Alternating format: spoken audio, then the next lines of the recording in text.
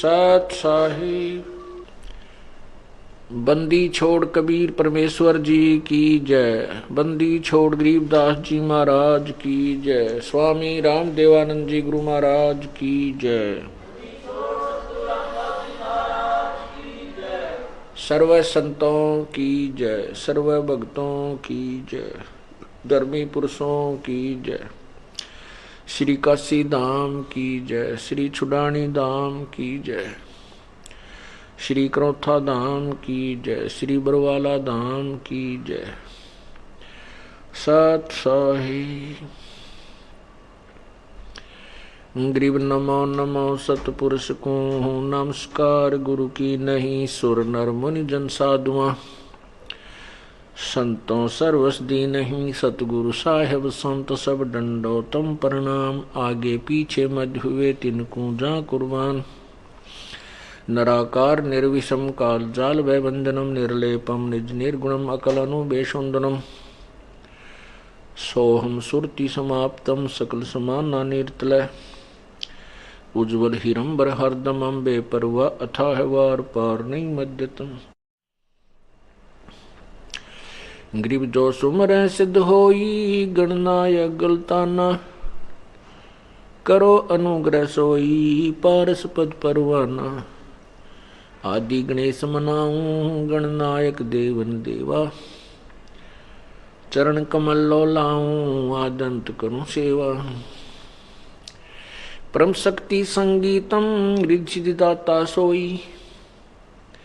अवगत गुण अतीतम सत्पुरुष निर्मोही। जगदम्बा जगदीशम मंगल रूप मुरारी। तन मन अर्पों शीशम भक्ति मुक्ति भंडारी। सुर नर मुनि जन ध्यावे ब्रह्मा विष्णु महेशा। शेष सहस मुख गावे हैं पूजे आदि गणेशा। इंद्र कुबेर सरीखा वरुण धर्म राय ध्यावे। सुमृत जीवन जी का मन इच्छा फल पावे। 33 कोटि आधारा ध्यावे से 88। उतरे भव जल पारा कट है यम की फांसी। 33 कोटि आधारा ध्यावे से 88। उतरे भव जल पारा कट है यम की फांसी। सत्साही। कर जोरूं विनती करूं धरूं चरण पर शीश। गुरु राम देवानंद जी महाराज ने दियो नाम बख्शीश। कोटि कोटि सिजदा करूं कोटि कोटि प्रणाम। चरण कमल में राखियो मैं बांदी जाम गुलाम।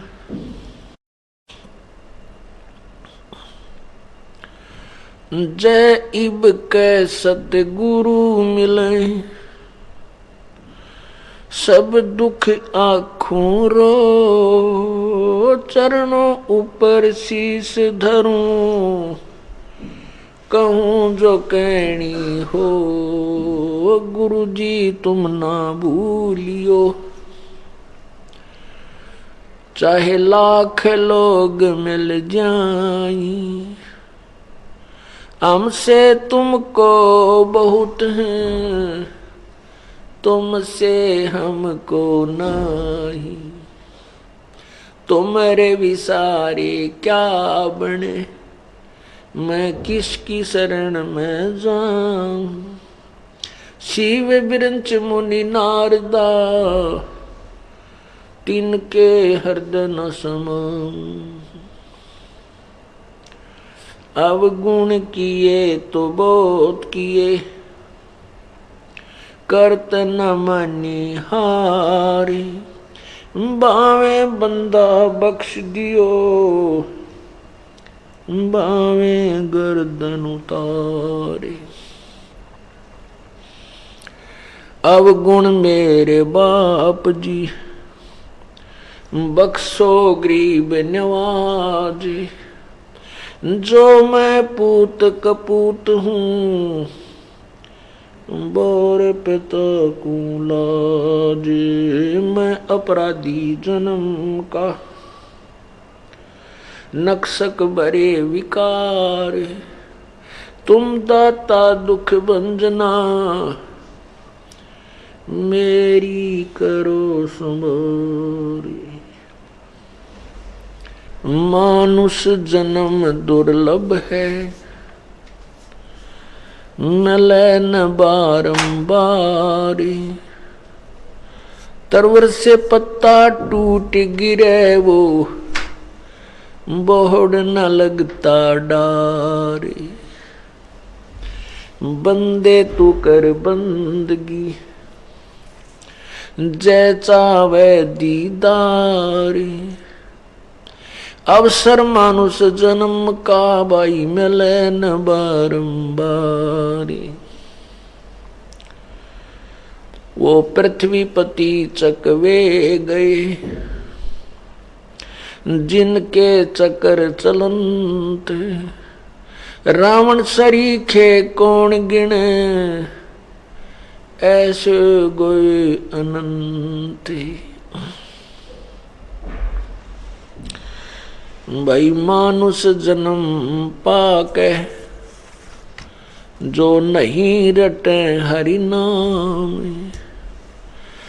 जैसे कुआ जल बिना फिरे बनवाया किस काम।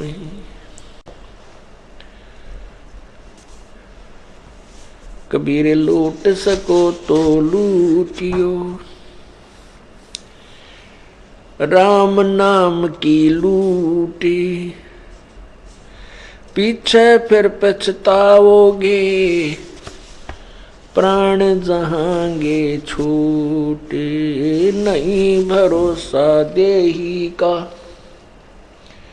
ये विनस जावे छिन माही। श्वास उश्वास में नाम जपो और यतन कछु नाही। श्वास उश्वास में नाम जपो व्यर्था श्वास मत खो। न जाने इस श्वास को आमण हो कि न हो। कबीर आए हैं सो जाएंगे ये राजा रंक फकीरी। एक सिंहासन चढ़ चले एक बंदे जात जंजीरी।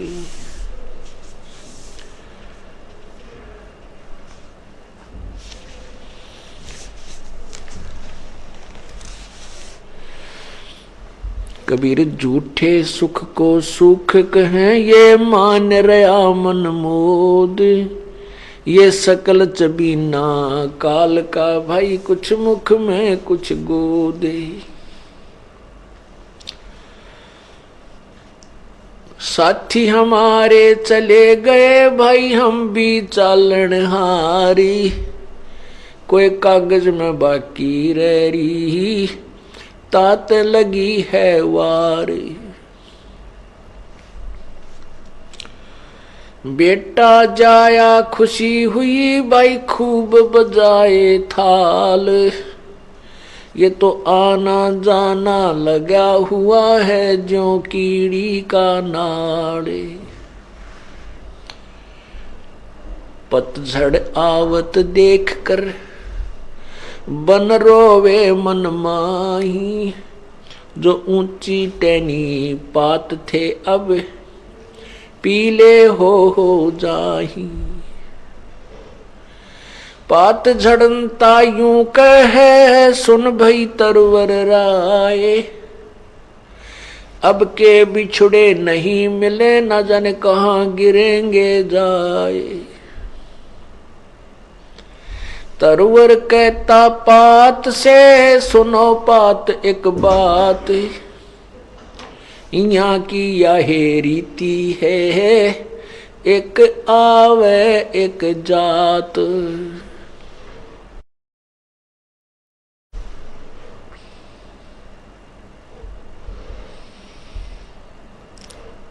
परमपिता परमात्मा कबीर परमेश्वर सारी सृष्टि के रचनहार, वे स्वयं प्रत्येक युग में प्रकट होते हैं और उस युग में आकर के वे स्वयं अपने अमृत ज्ञान की वर्षा करते हैं, अपने तत्व ज्ञान को, अपने द्वारा रची हुई सृष्टि को वही ठीक ठीक बताते हैं। और वो एक जन साधारण जैसा जीवन जीते हैं, वो स्वयं प्रकट होते हैं और उस समय वो किसी माँ से जन्म नहीं लेते और उस समय वो अपने तत्व ज्ञान को उजागर करते हैं लोकोक्तियों के माध्यम से,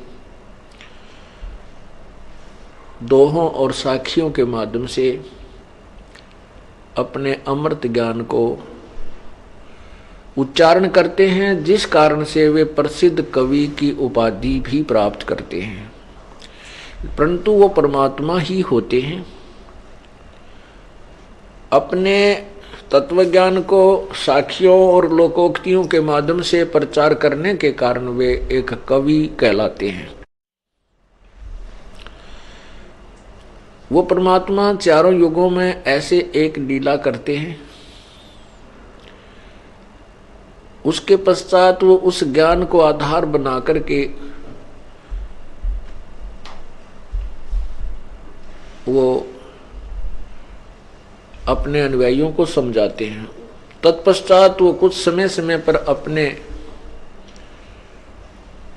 हंस भेजते रहते हैं या स्वयं भी आ जाते हैं। इसी प्रकार परमात्मा इस कलयुग में जब आए थे, आज से लगभग 600 वर्ष पूर्व, सन 1398 संवत 1455 में प्रकट हुए थे और सन 1518 तक संवत 1575 120 वर्ष प्रभु रहे थे और सहशरीर चले गए थे। वो सहशरीर आए थे। वो परमात्मा आकर हमें याद दिलाते हैं कि जिस लोक में, जिस यहाँ के भगवान ब्रह्म कहो, इसे काल कहो, ज्योति निरंजन कहो, क्षर पुरुष, इसके लोक में आप रह रहे हो, यहाँ कोई भी जीव स्थायी नहीं है, ना कोई अमर है। यहाँ अपना जो जीवन पूरा करते हैं पुण्य और पाप के आधार पर ऊपर के लोकों में, स्वर्ग और नरक में चले जाते हैं। वहाँ अपने पुण्य और पाप को समाप्त करके पुनः फिर इस पृथ्वी लोक पर आ जाते हैं।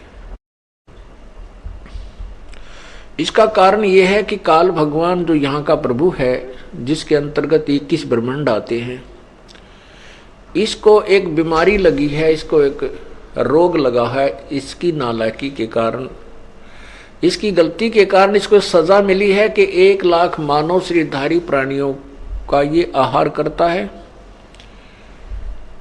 और 1.25 लाख उत्पन्न करता है। 1 लाख को खाता है और उससे 25% एक्स्ट्रा ये जीव उत्पन्न करता है। उनको ठिकाने जो 25% एक्स्ट्रा आते हैं और जो अपने कर्म होकर के यहाँ से चले जाते हैं, प्रतिदिन 1 लाख उत्पन्न होती है मानव शरीरधारी और 25% एक्स्ट्रा। तो उनको ठिकाने लगाने के लिए इसने ये 84 लाख प्रकार के प्राणियों के शरीर बनाए हुए हैं। और फिर यहाँ एक कानून बनाया है कि जो जैसे कर्म करेगा उसको इतना ये जन्म भोगना होगा, इतना वो दूसरा जन्म, इतना उस तीसरा जन्म, ऐसे। तो परमात्मा हमें याद दिलाते हैं कि जिन परमात्माओं की, भगवानों की तुम पूजा करते हो, जिनको तुम परमात्मा मानते हो, प्रथम तो वो परमात्मा नहीं है, क्योंकि हम परमात्मा की परिभाषा से परिचित नहीं है, इसलिए हम इनको भगवान मानते हैं। भगवान या परमात्मा उसको कहा जाता है जो केवल हमें सुख दे और सुखदायी भोग पदार्थ दे और हमें किसी प्रकार की हानि नहीं पहुंचावे, ना कोई टांग तोड़े, ना किसी की आंख फोड़े, ना किसी का कैंसर बनावे, और ना किसी का बेटा मारे, ना बेटी मारे, ना स्वयं किसी की हत्या, ना किसी की हत्या करे। वो परमात्मा कहलाता है। बाकी परमात्मा नहीं होते। बाकी स्वामी जैसे कोई किसी के ऊपर कंट्रोलर है, उसको वो उसका स्वामी है, उसका वो भगवान मान लिया उसने। अब जैसे गीता जी अध्याय नंबर 15 के श्लोक नंबर प्रथम में कहा कि ये ऊपर को जड़ वाला, जो ऊपर को जड़ और नीचे को शाखा वाला जो संसार रूपी वृक्ष है, और जो संत इसके जो पत्ते विभाग सारे विभागों सहित जानता है, जड़ कौन है, तना क्या है, डार क्या है, टहनी शाखाएं क्या हैं और आगे पत्ते क्या हैं, वह संत तत्वदर्शी संत है, वह वेदवित है। वेद माने वेद का अर्थात तत्व पूर्ण ज्ञान का, वित्त माने जानने वाला, वह वेदवित है अर्थात वो तत्वदर्शी संत है। गीता जी अध्याय नंबर 4 के श्लोक नंबर 34 में बताया है कि जो श्लोक नंबर 25 से लेकर और 31 तक जो वर्णन किया है कि कोई तो ऐसी साधना करता है, कोई ऐसे साधना करता है, कोई देवताओं की पूजा करके ही अपना मोक्ष मानता है। ये देखिएगा गीता अध्याय नंबर 4, श्रीमद् भगवत गीता अध्याय नंबर 4 का श्लोक नंबर 25 है। ये 25 है। दूसरे योगीजन देवताओं के पूजन रूप यज्ञ का ही भली भांति अनुष्ठान किया करते हैं। अन्य योगीजन, योगी मन भगत है, परब्रह्म परमात्मा रूप अग्नि में अभेद दर्शन रूप यज्ञ के द्वारा ही आत्म रूप यज्ञ का हवन किया करते हैं। अन्य योगीजन समस्त इंद्रियों को संयम अग्नि में हवन किया करते हैं। दूसरे यानी अन्य लोग शब्द आदि समस्त विषयों को अग्नि रूप अग्नियों में हवन किया करते हैं। 27 में कहा कि दूसरे यानी कुछ और अन्य योगीजन इंद्रियों को संपूर्ण क्रियाओं को और प्राणों की समस्त क्रियाओं को ज्ञान से प्रकाशित आत्म संयम योग रूप अग्नि में हवन किया करते हैं। कई पुरुष अपरे यानी अन्य कोई और द्रव्य संबंधी यज्ञ करने वाले हैं, कितने ही तपस्या रूप यज्ञ करने वाले, यज्ञ माने अनुष्ठान, और दूसरे कितने ही योग रूप यज्ञ करने वाले और कितने ही अहिंसावादी तीक्ष्ण व्रतों से युक्त यत्नशील पुरुष स्वाध्याय ज्ञान यज्ञ करने वाले हैं। अब 29 में और 30 में कहा है कि दूसरे कितने ही योगीजन अपान वायु में प्राणवायु को हवन करते हैं, वैसे ही दूसरे योगीजन प्राणवायु में अपान वायु को हवन करते हैं। अन्य कितने ही नियमित आहार अल्पाहारी नियमित आहार यानी अल्पाहार करने वाले प्राणायाम प्राण पुरुष प्राण और अपान की गति को रोककर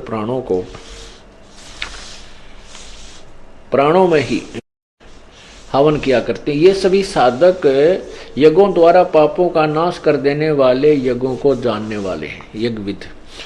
ये क्या, इसका अर्थ ये है 31 तक का 25 से 30 में कि कोई तो देवताओं की पूजा करके, कोई अपने उस श्वास को केवल देखता है, श्वास बाहर जाता उस पर ध्यान रखो, अंदर आता उस पर ध्यान रखो, बस इसी को अपना अनुष्ठान करता है। इसी तरह कोई व्रत रखता है, कोई अहिंसावादी जैसे मुंह पर पट्टी बांध कर नंगे पैरों घूमते हैं, इसी को मोक्ष और कल्याणकारक मानते हैं। इसी प्रकार कोई दर्व यज्ञ करता है, भंडारे करता है, कहीं गौशाला बना देता है, किधर धर्मशाला बनवा देता है। कहते हैं कुछ इसी को अपना अंतिम जो है ना भक्ति मानते हैं। कुछ अल्पाहार करते हैं, बहुत ही कम भोजन करते हैं, उसी से मोक्ष मानते हैं। और ये सभी जो साधना कर रहे हैं, ये सभी पाप नाशक जानकर कर रहे हैं। इसका भाव ये है, गीता जी अध्याय नंबर 4 के श्लोक 25 से 30 तक का ये सारांश है कि साधना सभी जो भी जैसी साधना कर रहे हैं वो उनको पाप नाशक जानकर ही करते हैं, पाप नाशक जानते हैं। आगे 31 में कहा है, 31 में ये कहा कि जो साधना करते नहीं वो तो ना इस लोक में सुखी ना परलोक में सुखी। 31 पढ़ो, गीता जी अध्याय नंबर 4 का ये श्लोक 31, 30 तक हमने पढ़ लिया। 31 इसमें लिखा है कि एक कुरुश्रेष्ठ अर्जुन, यज्ञ से बचे हुए अमृत का अनुभव करने वाले योगीजन सनातन ब्रह्म परमात्मा अथवा पूर्ण परमात्मा को प्राप्त होते हैं। तो यह मनुष्य प्राप्त होते हैं यज्ञ न करने वाले पुरुष के लिए, जो साधना करते ही नहीं, उन मनुष्यों के लिए उन मनुष्यों के लिए तो यह मनुष्य लोक भी सुखदायक नहीं, तो फिर परलोक कैसे सुखदायक हो सकता है। इसका भावार्थ ये है कि जो साधना कर रहे हैं, कोई कैसे करता है, कोई देवताओं की पूजा करता है, कोई योग अभ्यास से ही अपने मोक्ष मानता है, योग अभ्यास करके, कोई द्रव्य यज्ञ से यानी धन से जो अनुष्ठान करता उन्हीं को अंतिम मानता है, कोई अल्पाहारी, कोई अहिंसावादी, इन अनुष्ठानों को करके जो इनको मोक्षदायक मानते हैं, पाप नाशक। फिर 31 में कहा कि जो साधना करते ही नहीं, जो यज्ञ नहीं करते, अनुष्ठान नहीं करते, भक्ति नहीं करते, वो तो इस लोक में भी सुखी नहीं और परलोक में तो होंगे कहाँ। आगे 32 में कमाल कर दिया, निर्णायक ज्ञान दे दिया कि उस परम पिता परमात्मा पूर्ण ब्रह्म के मुखारविंद से उच्चारित उन वाणियों में जो अभी दास ने आपको बताई है, उस अमृत ज्ञान में, उस परमात्मा के मुख्य ज्ञान में, उन्हीं के मुखारविंद से उच्चारित उस तत्व ज्ञान के अंदर परमात्मा की प्राप्ति के यथार्थ साधन लिखे हैं। और उस ज्ञान में जो साधना जैसी करते हैं उनसे क्या लाभ है, क्या हानि है, वो भी उस तत्व ज्ञान के अंदर लिखा है। तो उस तत्व ज्ञान को गीता अध्याय नंबर 32 आपको सुना रहा हूं। फिर 33 और 34 में कहा है, 34 में कहा कि उस तत्व ज्ञान को जो पूर्ण परमात्मा के मुखारविंद से उच्चारित है, उसको किसी तत्वदर्शी संत के पास जाकर समझ। गीता अध्याय नंबर 4 के 25 से 30 तक वर्णन किया है। कोई ऐसा साधना करता है, कोई ऐसी करता है, कोई ऐसी करता है, और इन साधनाओं को वो पाप नाशक मानकर जानते हैं, पाप नाशक जानते हैं, इसलिए करते हैं। फिर कहा है कि 31 में कहा कि जो साधना करते ही नहीं, उनको तो, जो साधना नहीं करते उनको इस लोक में या परलोक में कोई लाभ, कोई सुख नहीं। अब 32 में कहा है कि उस परमात्मा के मुख्य ज्ञान में, उसी के मुख से उच्चरित उस ज्ञान में जो तत्व ज्ञान है, उसमें बहुत प्रकार के वर्णन किए हैं। अब देखना अध्याय नंबर 4 और ये श्लोक नंबर 32, 31 तक आपने पढ़ा। इस प्रकार और भी बहुत तरह के यज्ञ एवं बहुविधा इस प्रकार बहुत तरह के यज्ञ वेद की वाणी में, इन्होंने ब्राह्मण का अर्थ वेद कर दिया, वेद, ये गलत कर दिया। ब्राह्मण का अर्थ होता है पूर्ण परमात्मा यानी बड़े भगवान। अब इन्होंने ब्राह्मण का अर्थ आपको इन्हीं के कर कमलों द्वारा दिखाता हूं। अध्याय नंबर 17 के श्लोक नंबर 23 में ये देखो, ओम तत्सत, ओम तत्सत, ये है गीता अध्याय नंबर 17 और श्लोक नंबर 23 में। ओम तत्सत इति निर्देश है ब्रह्मण त्रिविध समर्थ है ब्राह्मणा तेन वेदा च यज्ञा च विहिता पुरा।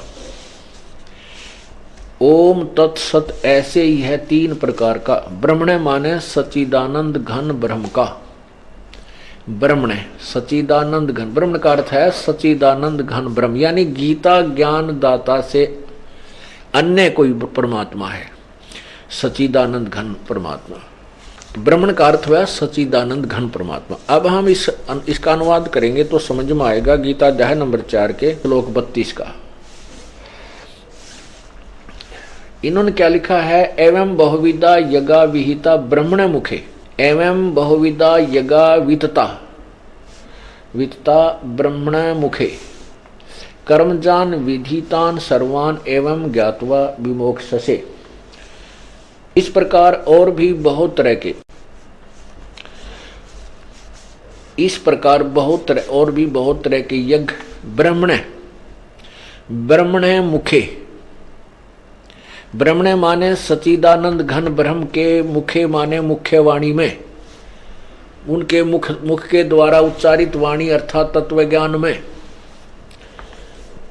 फिर देखो, इस प्रकार के बहुत तरह के यज्ञ यानी अनुष्ठान, परमात्मा भक्ति की विधि, बहुत तरह के यज्ञ वेद, यहाँ ब्रह्मण माने पूर्ण परमात्मा सच्चिदानंद घन ब्रह्म यानी सत्पुरुष पूर्ण परमात्मा के मुख्य ज्ञान, मुख के द्वारा उच्चारित उस वाणी में अर्थात तत्व ज्ञान में विस्तार से कहे गए उन सब को तू कर्म जान यानी कर्म से ही पूरे होने वाले समझ, मन इंद्रियों और शारीरिक क्रिया द्वारा संपन्न होने वाले जान। इस प्रकार तत्व से जानकर ज्ञातवा उनके अनुष्ठान द्वारा तू कर्म बंधन से सर्वथा मोक्ष से विमोक्ष से मुक्त हो जाएगा। अब 33 में क्या कहा है, 33 में ये कहा है कि सर्यान द्रव्यात यज्ञात ज्ञान यज्ञ परंतप सर्वम कर्म अखिलम पार्थ ज्ञाने परिसमाप्यते। कहने का भाव ये है कि तुझे ज्ञान हो जाएगा, ये सभी प्रकार के जो कर्म भिन्न भिन्न प्रकार के साधना जो करते हैं, जब तुझे तत्व ज्ञान हो जाएगा तो ज्ञान यज्ञ ये सर्वश्रेष्ठ है, उस द्रव्य यज्ञ से श्रेष्ठ है। द्रव्य यज्ञ माने जो तुम वैसे देखा देखी बगैर ज्ञान के किसी को दान दे देते हो, कहीं कुछ स्ट्रक्चर बनवा देते हो। कहते हैं उस तत्व ज्ञान को समझने के बाद फिर ये भिन्न भिन्न प्रकार के डले डोने तेरे बंद हो जाएंगे, इसमें सब प्रकार के कर्म समाप्त हो जाएंगे जो शास्त्र में तुम करते हो। इसका अर्थ ये बनता। इन्होंने अनुवाद किया है, हे परंतम अध्याय नंबर 4 का 33, ये 33 है। हे परंतम अर्जुन, द्रव्यमय यज्ञ की अपेक्षा ज्ञान यज्ञ अत्यंत श्रेष्ठ है और यावन मात्र यानी संपूर्ण कर्म ज्ञान में समाप्त हो जाते हैं। अब 34 में देखो, उस ज्ञान को, उस तत्व ज्ञान को, अब कौन से ज्ञान को, जो गीता अध्याय नंबर 4 मंत्र 33 में कहा है, 32 में कहा है कि वो पूर्ण परमात्मा के मुख से उच्चारित जो अमृत वाणी है अर्थात वो तत्व ज्ञान है, उसमें सब प्रकार का भिन्न भिन्न प्रकार से सब ज्ञान कहा है। और फिर 33 में ये कहा कि उस द्रव्य ज्ञान से यानी देखम देखा बगैर ज्ञान के कित दान करते धर्मादि द्रव्य देते, धन देने से ये ज्ञान यज्ञ श्रेष्ठ है। तो ज्ञान समझ। तो अब 34 में कहा कि उस ज्ञान को जो गीता अध्याय नंबर 4 के 32 में आपको बताया है कि परमात्मा के मुख्य ज्ञान में और उन्हीं के मुखारविंद से उच्चारण हुआ जो ज्ञान है, उस ज्ञान को तू तत्वदर्शी संतों के पास जाकर सुन। क्योंकि अपना ज्ञान तो गीता में दे ही रहा है। गीता ज्ञान दाता जो उसको ज्ञान है जो बताना चाहता वो तो गीता में उसने वर्णन कर ही दिया। अब कहा कि उस तत्व ज्ञान को जिसमें संपूर्ण विस्तृत ज्ञान दिया हुआ है, उस तत्व ज्ञान को किसी तत्वदर्शी संतों के पास जा। अब देखो गीता अध्याय नंबर 4 के और ये 34 मंत्र में, तो उस ज्ञान को, कौन से ज्ञान को, जो गीता अध्याय नंबर 4 के और 32 में वर्णन है किया है, उस ज्ञान को तू तत्वदर्शी संतों के पास जाकर समझ। उस ज्ञान को तू तत्वदर्शी ज्ञानियों के पास जाकर समझ। उनको भली भांति दंडवत प्रणाम करने से, उनकी सेवा करने से और कपट छोड़कर सरलता पूर्वक प्रश्न करने से वे परमात्म तत्व को, तत्वदर्शिनी व तत्वदर्शी संत, ज्ञान को जानने वाले ज्ञानी महात्मा तुझे तत्व ज्ञान का उपदेश करेंगे। अब इस यहां से अब 15वें अध्याय का प्रथम मंत्र, 15वें अध्याय का प्रथम मंत्र आपको स्पष्ट कर रहा है कि वो तत्वदर्शी संत कैसा होगा। इसका लिंक यहां जोड़ा। अब ये दास आपको क्लियर करना चाहता, स्पष्ट करना चाहता है, समझाना चाहता है कि परमात्मा किसे कहते हैं, भगवान किसे कहते हैं, भगवान की क्या परिभाषा है, उसकी ये भूमिका बनाई जा रही है। अभी तक भूमिका बन रही है भगवान की डेफिनेशन को समझाने के लिए। भगवान की जो परिभाषा है उसको समझाने के लिए अभी तो ये भूमिका बन रही। अब तत्वदर्शी संत की पहचान 15वें अध्याय के प्रथम मंत्र में ही बताई है। देखिएगा श्रीमद् भगवद गीता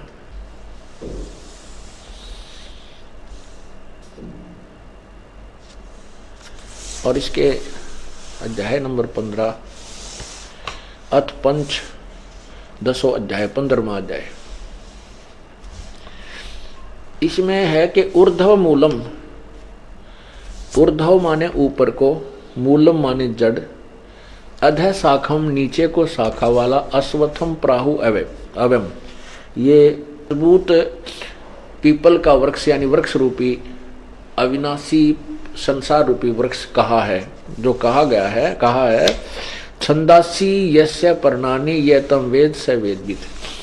छंद माने टुकड़े, विभाग सहित जिसके पत्ते आदि हैं वो ये तम वेद स वेदविद, जो उसको जानता है, स वेदविद वह तत्वदर्शी संत है, वह वेद के तात्पर्य को सही जानता है। ये देखना इन्होंने अनुवाद किया आदि पुरुष परमेश्वर मूल वाले। भावार्थ इनका ये ठीक है, ये कहना चाहते हैं कि ऊपर को जड़ है वो तो पूर्ण परमात्मा आदि पुरुष परमेश्वर समझो, और नीचे को शाखा तीनों गुण रूपी रजगुण ब्रह्मा, सतगुण विष्णु, तमगुण शिवजी रूपी शाखाएं हैं। ये देखना आदि पुरुष परमेश्वर मूल वाले, अधः शाखम, अधः का अर्थ इन्होंने ब्रह्मा रूप मुख शाखा वाले लिख दिया, नहीं, अधः माने नीचे होता है। ये देखो इन्होंने खुद किया है, अधः माने नीचे, अधः माने नीचे। कौन से में? दूसरे ही मंत्र में, ये 15वें अध्याय के दूसरे ही मंत्र में इन्होंने अधः 2 बार लिखा इसमें, इसका यहां अनुवाद किया है, अधः माने नीचे और अधः माने नीचे। तो यहां हम इसके अनुसार अनुवाद करें, क्योंकि तो विचलित थे ये अनुवाद करता, इनको पूर्ण ज्ञान नहीं था। ऊर्ध्व मूलम अधः शाखम, ऊपर को आदि पुरुष परमेश्वर मूल वाले, ये ठीक है। पूर्ण परमात्मा तो ऊपर को जो जड़ है वो तो पूर्ण परमात्मा समझो इस संसार रूपी वृक्ष के। अधः शाखम, नीचे को शाखा वाला। अब ये आपको समझ में आएगा इससे, ये चित्र देखें, ये है उल्टा लटका हुआ संसार रूपी वृक्ष, ये सारा।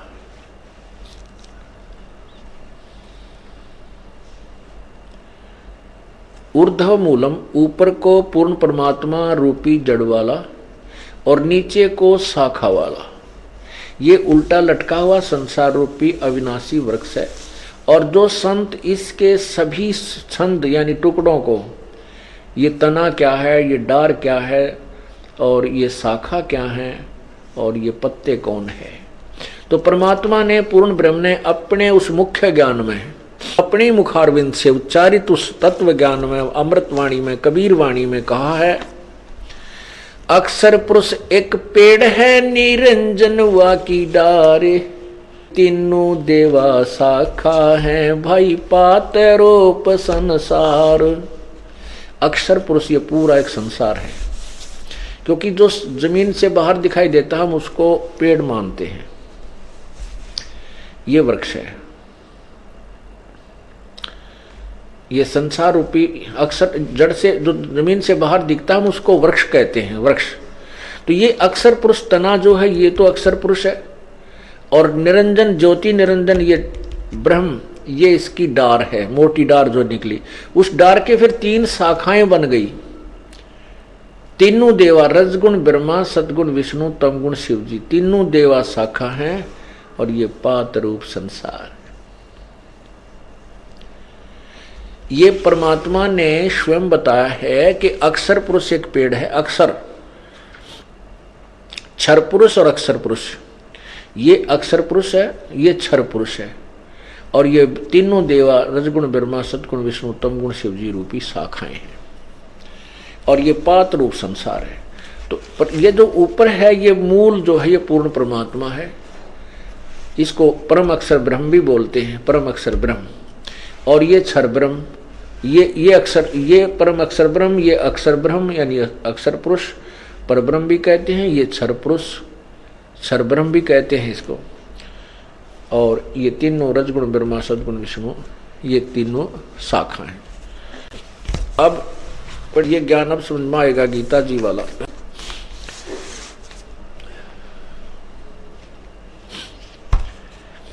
ये देखो, अथ पंचदशो अध्याय, ये प्रथम मंत्र 15 में जाएगा। प्रथम मंत्र आपको सुना रहा हूं श्री गीता जी का। आदि पुरुष परमेश्वर मूल वाले, ऊर्ध्व मूलम, ऊपर को, ऊर्ध्व माने ऊपर को, मूल वाला, और अधः माने नीचे को। इन्होंने लिखा ब्रह्मा रूप मुख, मुख्य शाखा वाले, ब्रह्मा रूप मुख्य शाखा वाले नहीं, अधः शाखम, नीचे को शाखा वाला। ये संसार रूपी पीपल के वृक्ष को अविनाशी कहते हैं, वेद जिसके पत्ते हैं। छंद माने टुकड़े होता है, छंदासी यस्य प्रणानी, और इसके छंद, इसके टुकड़े जो हैं वो अलग अलग विभाग हैं, उसके पत्ते आदि कहे हैं। उस संसार वृक्ष को जो पुरुष, जो व्यक्ति मूल सहित जड़ से लेकर शाखाओं तक तत्व से जानता है, वह वेद के तात्पर्य को जानने वाला है। तम यह वेद, उसको जो जानता है, वेद माने जानना भी होता है, ज्ञान होता है।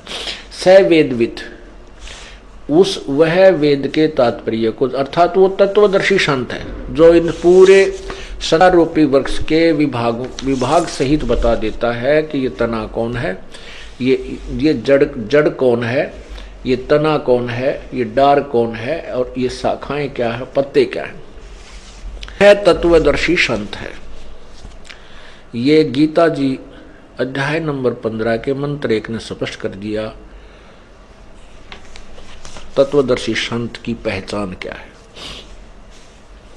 तो परमात्मा स्वयं ही ये संत बनते हैं, स्वयं ही भक्त बनते हैं, स्वयं ही दास बनते हैं, और स्वयं ही तत्वदर्शी संत की भूमिका करने आते हैं। और स्वयं ये परमात्मा तो होते ही होते हैं जो सर्व ब्रह्मांडों का संचालन कर रहे होते हैं। तो उन्होंने 600 वर्ष पहले प्रभु ने आकर के ये बताया था, जो दास आज आपको ये ज्ञान प्रभु का दिया हुआ आपके समक्ष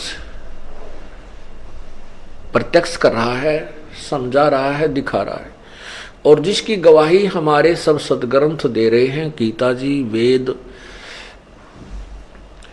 और जैसा भी अनुभव ऋषियों का था वो पुराण भी हमें इसका समर्थन दे रहे हैं, जो परमात्मा ने 600 वर्ष पहले आकर के अपने साधारण ज्ञान में वो जो सभी सदग्रंथों का ज्ञान समावेश किया हुआ है। अब इसमें आगे देखो, गीता अध्याय नंबर 15 का मंत्र 2 देखो, श्लोक 2, ये 2, उस वृक्ष की तीनों गुण रूप जल से बड़ी हुई नहीं, तीनों गुण रूप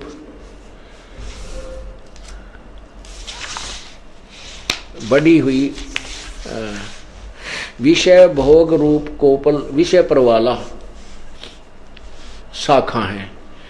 यानी तीनों गुण रूपी विषय विकारों रूपी ये शाखा है, रजगुण ब्रह्मा, सदगुण विष्णु, तमगुण शिव। वास्तविक अर्थ ये है, इन्होंने लिखा है, पहले इनका लिखा हुआ सुनाता हूं। उस संसार रूपी वृक्ष की तीनों गुण रूप जल से बड़ी हुई एवं विषय भोग रूप कोपलों वाली देव, मनुष्य और त्रिक आदि योनि रूप शाखाएं नीचे और ऊपर सर्वत्र फैली हुई हैं।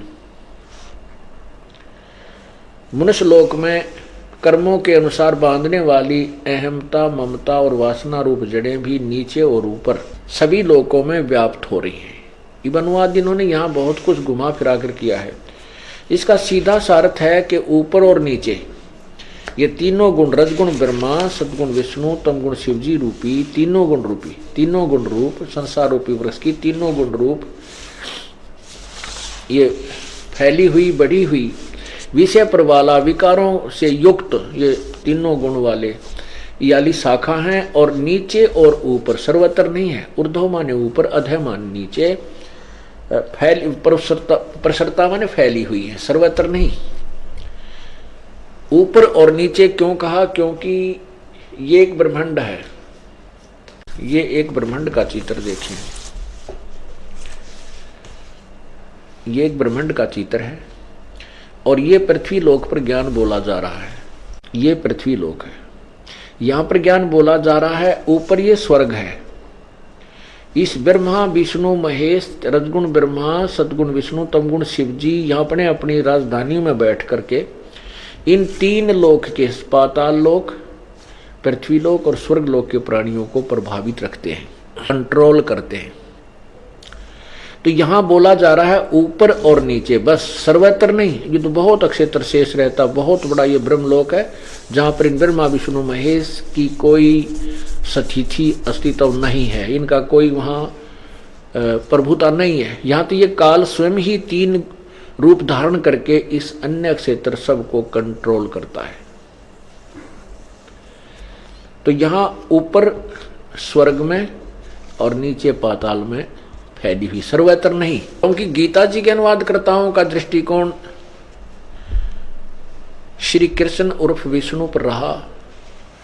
उन्हीं को सर्वशक्तिमान, सृष्टि रचनहार, अजर अमर अविनाशी मान करके श्री कृष्ण से द्वारा ही ये ज्ञान बोला गया, उन लोगों ने जाना, और उन्हीं को सुप्रीम पावर मान करके गीता जी के ज्ञान का अर्थों में अज्ञान कर डाला, अनर्थ कर डाला। अब तीन गुण, रजगुण ब्रह्मा, सदगुण विष्णु, तमगुण शिवजी हैं। अब ये थोड़ा सा प्रमाणित करना पड़ेगा, क्योंकि ये एक ऐसा जटिल ज्ञान बना दिया इन अज्ञानी संतों ऋषियों ने कि अब आंखों देखकर ही माना जा सकता है। रजगुण ब्रह्मा है, सतगुण विष्णु, तमगुण शिवजी, ये हम आपको प्रमाणित करते हैं। कहां से? ये पढ़िएगा, श्रीमद् देवी भागवत। यह है अथ श्री देवी श्री अथ देवी भागवतम भाषा टीकम सहमातम खेमराज श्री कृष्ण चंद्र दास प्रकाशन बम्बई 4। इसके तीसरे स्कंद में ये देखिएगा, अथ श्री मद देवी भागवते भाषा टीका युक्ते तृतीय स्कंद है प्रारंभते। ये तीसरा स्कंद प्रारंभ होता है। यहां देखिएगा अध्याय 5 में भाषा टीका तृतीय अध्याय तृतीय स्कंद है अध्याय 5। इसमें अध्याय 5 में और श्लोक नंबर 7 में देखना, 8 में 7वां समाप्त हुआ। भगवान शंकर जी स्वयं स्वीकार कर रहे हैं, हे माता दुर्गा से कह रहे हैं, हे माता यदि हमारे ऊपर सदा आप दयायुक्त हो तो हमको तमोगुण किस प्रकार प्रदान किया है, ब्रह्मा रजोगुण और हरि सतोगुण।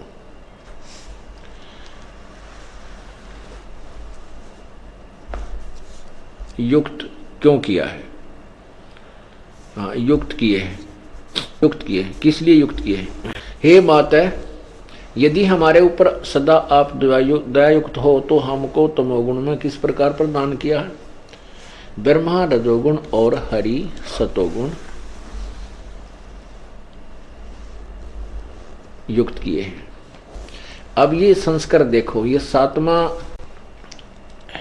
सातवां समाप्त हुआ। 8वां यहां से, यदि दाधर्मना न सदाम्बिके कथम है विहित तमोगुण है। मुझे तमोगुण किस प्रकार बनाया है माता, कमलजय यानी कमल से उत्पन्न होने वाले ब्रह्मा को रजोगुण संभाव सुहिता किमु सतोगुण हरि, और इस विष्णु को आपने सतोगुण क्यों बनाया। इति सिद्धम रजगुण ब्रह्मा है, सतगुण विष्णु, तमगुण शिव जी। अब ये देखिएगा गीता प्रेस गोरखपुर से प्रकाशित, इसमें प्रमाणित करते हैं। श्रीमद देवी भागवत, सचित्र मोटा टाइप, संपादक हनुमान प्रसाद पोदार, चिमन लाल गोस्वामी। और इसके प्रकाशक कहां से हैं? प्रकाशक में मुद्रक है गीता प्रेस गोरखपुर, गोविंद भवन कार्यालय, कोलकाता का संस्थान। ये इनके फोन नंबर हैं। इसके तीसरे स्कंद में और उसी 5वें अध्याय में अर्थात 123 पृष्ठ पर देखिएगा, विष्णु जी कह रहे हैं कि हम नाशवान हैं, अविनाशी नहीं है। ये प्रश्न नंबर 123 और तीसरा स्कंद। विष्णु जी दुर्गा की महिमा गाते हैं और अपनी सतीथि उनके सामने यथार्थ बता रहे हैं। तुम शुद्ध स्वरूपा हो, यह संसार, सारा संसार तुम ही से उद्भासित हो रहा है। मैं ब्रह्मा और शंकर, हम सभी तुम्हारी कृपा से विद्यमान हैं। हमारा आविर्भाव माने जन्म और तिरोभाव माने मृत्यु हुआ करता है। केवल तुम ही नित्य हो, जगत जननी हो, प्रकृति और सनातनी देवी हो। ये प्रकृति शब्द याद रखो, दुर्गा की का ही नाम है प्रकृति। अब शंकर भगवान कह रहा है, भगवान शंकर बोले, देवी यदि महाभाग विष्णु तुम्ही से प्रकट हुए हैं तो उनके बाद उत्पन्न होने वाले ब्रह्मा भी तुम्हारे ही बालक हुए। फिर मैं तमोगुणी लीला करने वाला शंकर क्या तुम्हारी संतान नहीं हुआ, अर्थात मुझे भी उत्पन्न करने वाली तुम ही हो। आगे इसी में नीचे देखो 123 पृष्ठ पे, इस संसार की सृष्टि, सतिथि और संहार करने में तुम्हारे गुण सदा समर्थ हैं।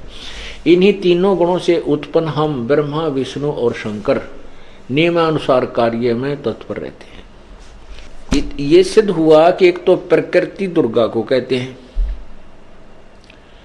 दूसरा सिद्ध हुआ ब्रह्मा विष्णु महेश नासवान है, अजर अमर नहीं है।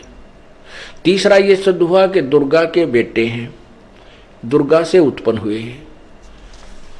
अब इस पवित्र गीता जी को आप अच्छी तरह समझ सकोगे, क्योंकि गीता जी बहुत ही सारांश है चारों वेदों का, और ये कोड वर्डों में है ज्यादातर। यजुर्वेद अध्याय नंबर 19 के मंत्र 25 में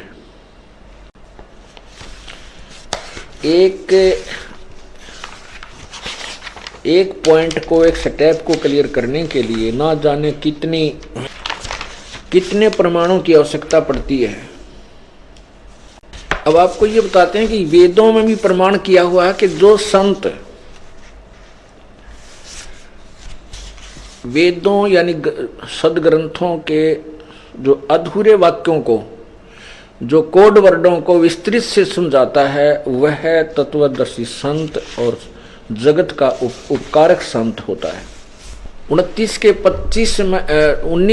25 मंत्र में लिखा है यजुर्वेद में कि जो संत आधे कोड वर्डों में जो एक अक्षर जो होते हैं, अक्षर छोटे छोटे, उनको विस्तार से समझाता है, वह वेदवित है, वो संसार का उपकारक संत होता है।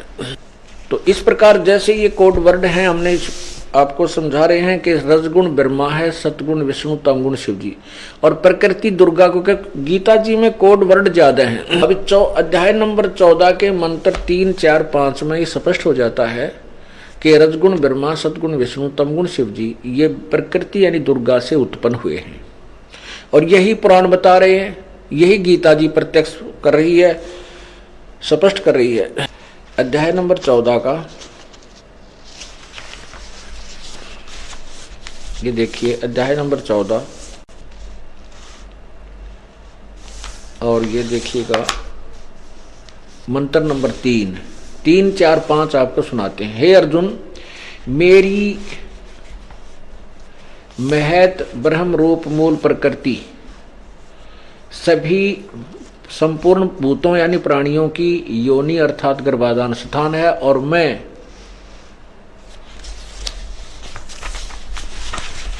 उस योनि में चेतन समुदाय रूप गर्भ को स्थापन करता हूं, ततः उससे वैसे उस जड़ चेतन संयोग से सब भूतों की यानी प्राणियों की उत्पत्ति होती है। 4 में कहा है, हे अर्जुन, नाना प्रकार की सब प्राणी योनियों में जितनी मूर्तियां और शरीरधारी प्राणी उत्पन्न होते हैं, प्रकृति, ये प्रकृति शब्द देखना, उन सब की गर्भ धारण करने वाली माता है, मैं बीज स्थापन करने वाला पिता हूं। अब 5 में स्पष्ट हो जाता है, हे अर्जुन, सतगुण, रजगुण और ब्रह्मा ये प्रकृति से उत्पन्न तीनों गुण अविनाशी जीवात्मा को शरीर में बांधते हैं, फंसा कर रखते हैं। अब हम अपने उसी पॉइंट पर आते हैं जहां से हमने प्रारंभ किया कि रजगुण ब्रह्मा है, सतगुण विष्णु, तमगुण शिव जी। और गीता जी अध्याय नंबर 15 के अब श्लोक नंबर 2 को फिर देखिए। अध्याय नंबर 15 का अब ये दूसरा श्लोक ठीक समझ में आ जाएगा। उस संसार रूपी वृक्ष की तीनों गुण रूप रजगुण ब्रह्मा, सतगुण विष्णु, तमगुण शिव जी जल से बड़ी हुई, अर्थात ये फैली हुई, बढ़ी हुई विषय पर वाला, क्योंकि रजगुण ब्रह्मा, सदगुण विष्णु, तमगुण, रजगुण सदगुण तमगुण ये विषय विकार ही हैं। यही हमें यहाँ पर उलझा कर रखते हैं। विषय भोग रूप कोपलों वाली देव, मनुष्य और त्रिकादिश, ये नहीं है अर्थ। इसका सीधा सा ये है कि विषय विकारों वाली ये शाखाएं संसार रूपी वृक्ष नीचे और ऊपर फैली हुई हैं, जो मनुष्य लोक में जीवों को कर्मानुसार बांधने की मुख्य कारण है और ऊपर और नीचे व्याप्त है। बस इतना सारा था इस दूसरे 15वें अध्याय के दूसरे श्लोक का। अब गीता अध्याय नंबर 15 का ही अब तीसरे में स्पष्ट किया है कि इस संसार वृक्ष का रूप जैसा कहा है यहाँ वैसा यहाँ विचार काल में, अर्थात जो गीता ज्ञान दाता भगवान कह रहा है कि मैं तुझे जो ज्ञान दे रहा हूं, तेरा मेरा जो डिस्कस चल रहा है, मैं इसको पूर्ण रूप से नहीं बता सकता। गीता ज्ञान दाता कह रहा है कि जो तेरा मेरा विचार विमर्श चल रहा है, मैं तुझे जो ज्ञान दे रहा हूं, इसमें मैं संसार रूपी वृक्ष की पूरी सृष्टि रचना के विषय में नहीं बता सकता, क्योंकि मुझे इसकी स्थिति का ऊपर और नीचे का विशेष ज्ञान नहीं है। ना इसकी मुझे प्रारंभ का पता है और ना इसके अंत का, क्योंकि काल भगवान ने परमात्मा ने पहले सृष्टि रच रखी थी, कबीर जी ने, उसके बाद इसकी उत्पत्ति हुई थी, उसके बाद इसको संसार वहां से निकाल दिया गया। ये पूर्ण रूप से उस लोक से भी परिचित नहीं है, वो कितना विस्तृत है। तो यहां कह रहा है कि संसार रूपी वृक्ष का जैसा स्वरूप मैं तुझे बता रहा हूं, अप्रोक्सीमेशन कर रहा हूं, अंदाजा सा बता रहा हूं, यहां विचार काल में मैं इसको संपूर्ण नहीं बता सकता। उसके लिए तो बताया कि तत्वदर्शी संत से ही पूछ, वही बतावेगा। अब तीसरा देखिएगा, 15वें अध्याय का तीसरा श्लोक पवित्र गीता जी। इस संसार वृक्ष का स्वरूप जैसा कहा है, जो मैं बोल रहा हूं वैसा यहां विचार काल में नहीं है, तेरे मेरी डिस्कशन में नहीं पाया जाता, क्योंकि न तो इसका आदि और न अंत तथा न इसकी अच्छी प्रकार सतिथि है। इसके कहता मुझे इसकी पूर्ण रूप से ज्ञान नहीं है, सतिथि का मुझे ज्ञान, इसलिए इस सो विरोध मूलम, सो संस्कृत देखेंगे, सो विरोध मूलम यानी इस दृढ़ मूल वाले, क्योंकि सतलोक ऊपर जो जड़ है वो अविनाशी परमात्मा है और उसकी जड़ जो है वो अविनाशी है, दृढ़ है, वो कभी नष्ट नहीं होती, इसलिए सुविरुद्ध दृढ़, सुविरुद्ध मूलम, अहमता ममता नहीं, अति दृढ़ मूल वाले संसार रूपी पीपल के वृक्ष को दृढ़, ये देखो ना, दृढ़ेन असंग शस्त्रेण छित्वा, इस दृढ़ेन माने दृढ़ेन असंग शस्त्रेण, दृढ़ेन का अर्थ होता है कि जो बिल्कुल अटल ज्ञान हो, उस तत्व ज्ञान रूपी उस दृढ़ शस्त्र के द्वारा। अब हमने लोहा काटना है, लकड़ गेल काटना तो कैसे कटेगा, वो तो लोहे से लोहा ही काटा जाएगा, दृढ़ उससे भी दृढ़ हो। तो ऐसे इस उलझी हुई संसार सृष्टि तत्व ज्ञान रूपी आध्यात्मिक ज्ञान रूपी उलझी हुई गुत्थी को इस संसार इस दृढ़ शस्त्र के द्वारा, तत्व ज्ञान रूपी शस्त्र से इसको काट के इनको, यानी तत्वदर्शी संत के पास जाकर इस उलझी हुई गुत्थी को समझकर उसके पश्चात, अब देखो 15वें अध्याय का चौथा श्लोक इससे लिंक होता है तीसरे से, ये देखिएगा, ये संबंधित है ये चौथा श्लोक। उसके पश्चात यानी तत्व ज्ञान को समझने के पश्चात, तत्व ज्ञान उस तत्वदर्शी संत से प्राप्त करने के पश्चात उस परम पद तत्पदम, उससे परमेश्वर के परम पद होना चाहिए, उस परम पद रूप परमेश्वर को भली भांति खोजना चाहिए, जिसमें गए हुए पुरुष फिर लौटकर संसार में नहीं आते, और जिस परमेश्वर से पुरातन संसार रूपी वृक्ष की प्रवृत्ति विस्तार को प्राप्त हुई, अर्थात जिसने संसार रूपी वृक्ष की सृष्टि की रचना की है, जिस परमात्मा ने, उसी आदि पुरुष नारायण की मैं शरण हूं। गीता ज्ञानदाता कहता मैं भी उसी की शरण में हूं। इस प्रकार दृढ़ निश्चय करके उस परमेश्वर का मनन और निधिध्यासन करना चाहिए।